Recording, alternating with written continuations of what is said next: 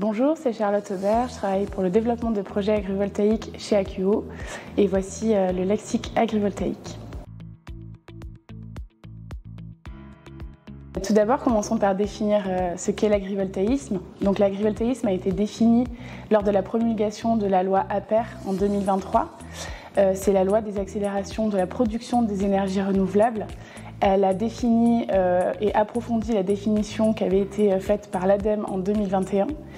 Et cette définition dit qu'un projet est agrivoltaïque s'il y a production d'énergie solaire sur une parcelle agricole.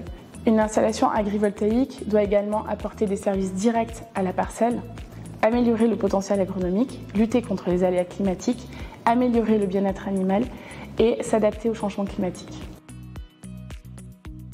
Chez Akuo, on utilise différentes technologies et elles sont toutes adaptées au type d'activité agricole. Donc les trackers sont une technologie qui suivent la course du soleil d'est en ouest et ont une orientation nord-sud. Ce sont des panneaux qui sont pilotables et le fait qu'ils soient pilotables, cela permet de laisser les cultures en place sur les parcelles et à la fois de laisser la libre circulation pour les engins agricoles.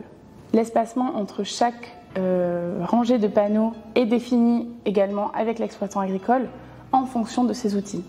Ensuite, il y a les panneaux fixes. Donc les panneaux fixes sont surtout utilisés pour l'élevage et le point bas des panneaux est adapté à chaque type de cheptel, ce qui permet aux troupeaux de circuler librement sur la parcelle et donc d'utiliser l'ensemble de la surface agricole.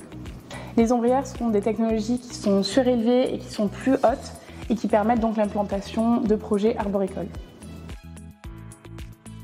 Les projets agrivoltaïques permettent des synergies agronomiques, tout d'abord par l'apport d'un microclimat sur la parcelle. En effet, l'ombrage apporté par les panneaux permet de réduire l'évapotranspiration des cultures et donc de réduire leurs besoins en eau en diminuant leur stress hydrique. L'évapotranspiration est l'émission de vapeur d'eau dans l'atmosphère via le sol et les végétaux.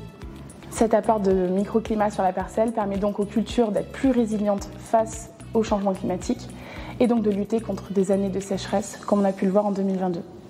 Le stress hydrique est le fait qu'une culture manque d'eau et ce manque d'eau va donc nuire à sa croissance et au rendement final. Les animaux sont très sensibles aux fortes chaleurs et c'est pourquoi cet apport d'ombrage permet de réduire leur stress thermique.